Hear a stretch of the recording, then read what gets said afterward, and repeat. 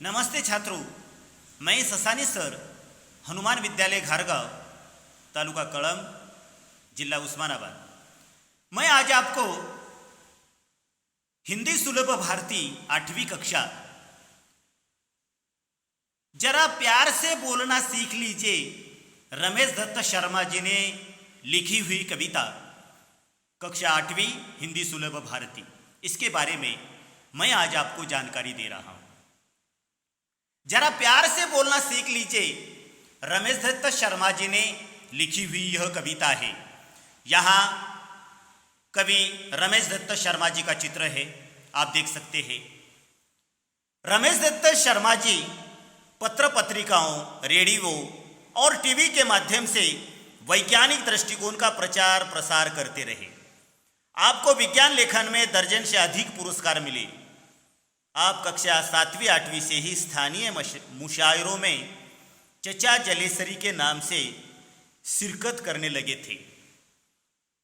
इन्होंने यहाँ जरा प्यार से बोलना सीख लीजिए कविता लिखी है और इस कविता में उन्होंने यह बताया है कि मनुष्य ने प्रेम से बोलना चाहिए, सही समय पर बोलना चाहिए, बोलने से पहले विचार करना चाहिए, आत्मनियंत्रण रखना चाहिए, मनुष्य ने मधुर भाषी होना चाहिए और आदि गुणों को अपनाने के लिए रमेश दत्त शर्मा जी ने यहाँ हमें प्रेरित किया है। आपका मानना है कि हमेशा ओठ सीकर बैठना उचित नहीं है, आवश्यकता अनुसार आक्रोश प्रकट करना भी जरूरी है। अब मैं यहाँ कविता पढ़ता हूँ, आप भी यह कविता देखो। वाणी में शहद घोलना सीख लीजिए, जरा प्यार से बोलना सीख लीजिए। चुप रहने के यारो बड़े फायदे हैं, जुबा वक्त पर खोलना सीख लीजिए। कुछ कहने से पहले जरा सोचिए, ख्यालों को खुद तोलना सीख लीजिए। तू तड़ाक हो या फिर हो तू मैं, अपने आप को टोकना सीख लीजिए। पटाखे की तरह फटने से पहले रोशनी के रंग घोलना सीख लीजिए। कटु वचन तो सदा बोते हैं कांटे, मीठी बोली के गुल रोपना सीख लीजिए। बात बेबात कोई चुभने लगे तो बदल कर उसे मोड़ना सीख लीजिए।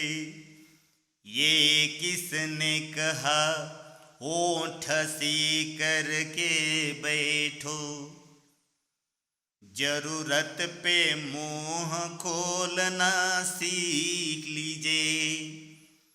वाणी में शहद घोलना सीख लीजिए, जरा प्यार से बोलना सीख लीजिए। अब यहां कठिन शब्द देखो।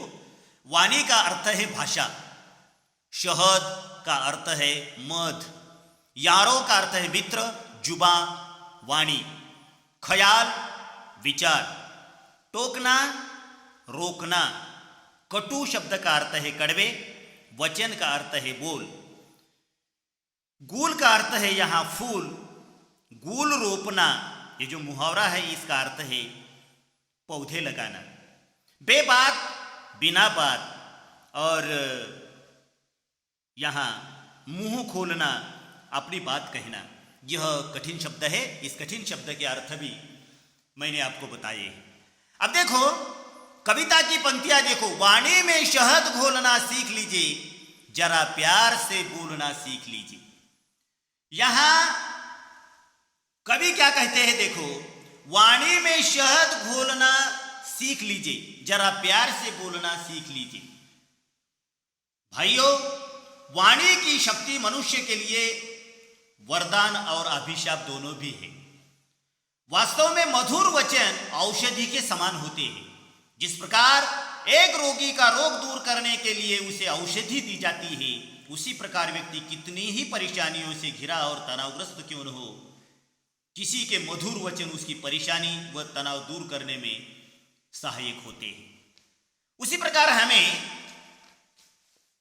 वाणी में शहद जैसी मिठास घोलना सीखो। अर्थात कवि ने यहां कहा है कि आप मधुर भाषी बनो। तुम दूसरों से मीठे शब्दों में बात करो और जब भी बोलो प्यार से बोलो।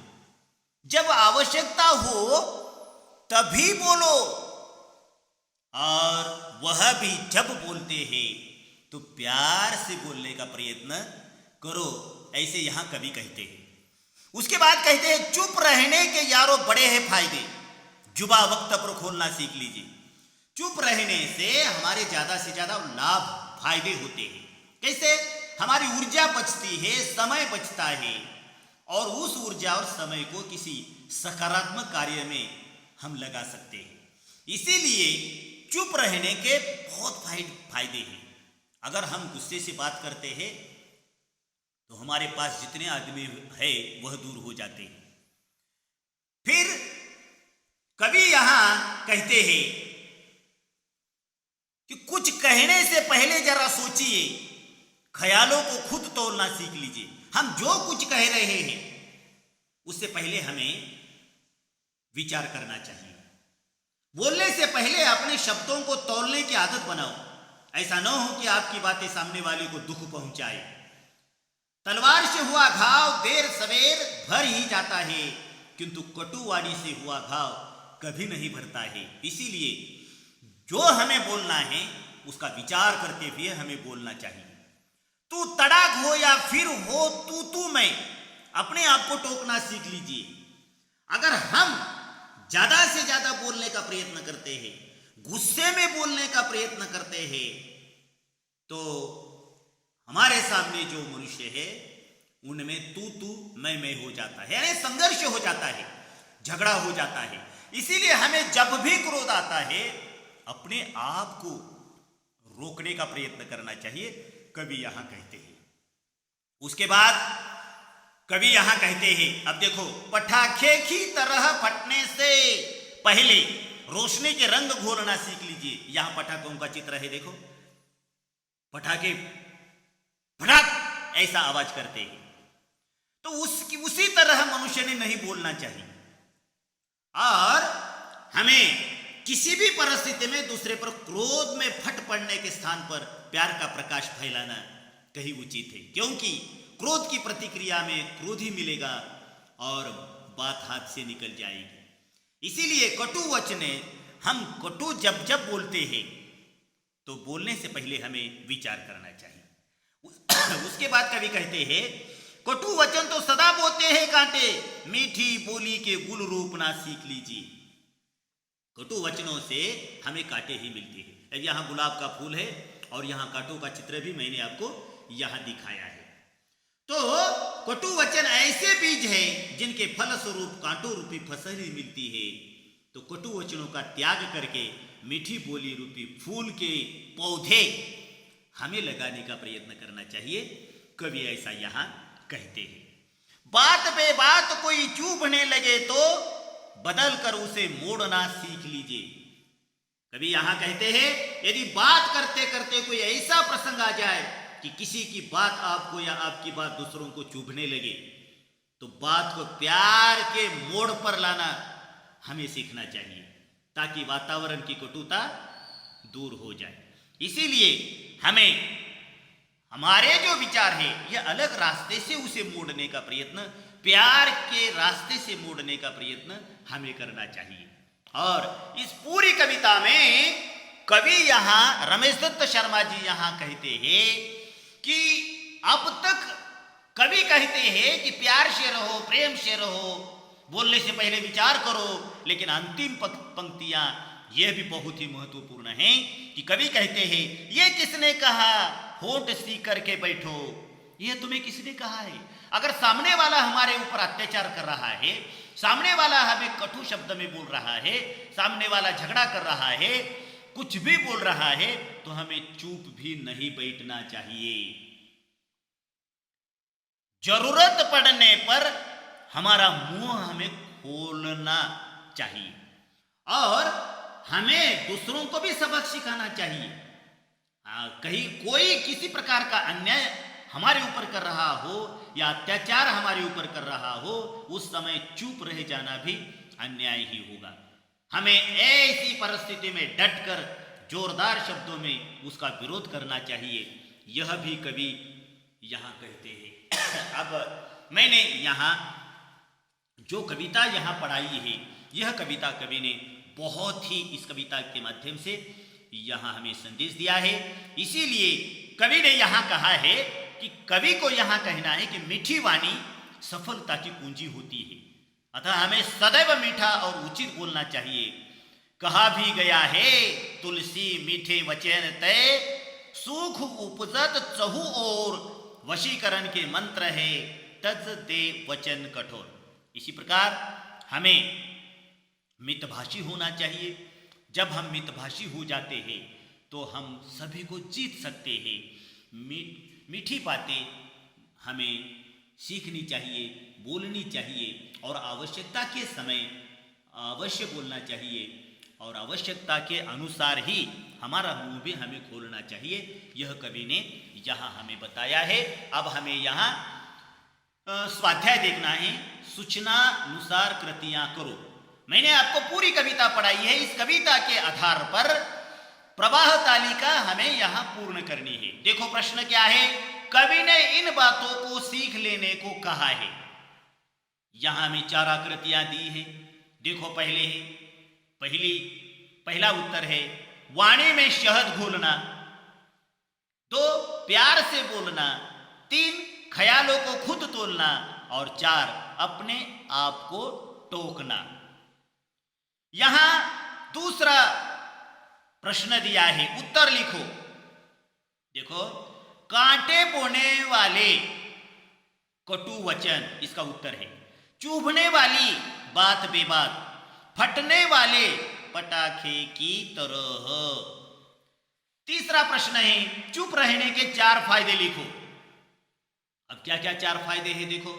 1 ऊर्जा की बचत होती है, 2 समय की बचत होती है, 3 संघर्ष होने की संभावना कम हो जाती है, 4 ऊर्जा को सकारात्मक उपयोग कर सकते हैं। ऊर्जा का हम सकारात्मक उपयोग कर सकते हैं। यह अब अगला प्रश्न है, यहां कविता की अंतिम 4 पंक्तियों का अर्थ लिखो। देखो अंतिम 4 पंक्तियों का अर्थ है बिना किसी बात के यदि कोई तकलीफ देने की कोशिश करे तो इंसान को उससे मोड़ना सीख लेना चाहिए।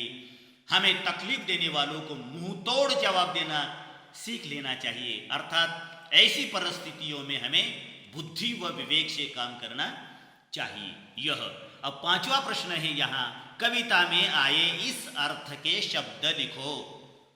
1 है मधु, उत्तर है शहद। कड़वे, कटु, विचार के लिए कविता में कौन सा शब्द आया है? ख्याल, आवश्यकता, जरूरत।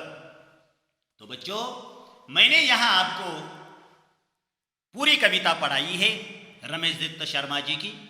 इस कविता में जो संदेश दिया है वह भी मैंने आपको बताया है और कविता पढ़ाने के बाद कृति पत्रिका के आधार पर इस कविता पर जो प्रश्न यहां आए हैं उसके भी उत्तर मैंने आपको बताए हैं। तो यह जो प्रश्न है अपने कॉपी में लिखो और अगर यह मेरा वीडियो आपको अच्छा लगा तो मेरे चैनल को आप सब्सक्राइब करो। धन्यवाद, धन्यवाद, धन्यवाद।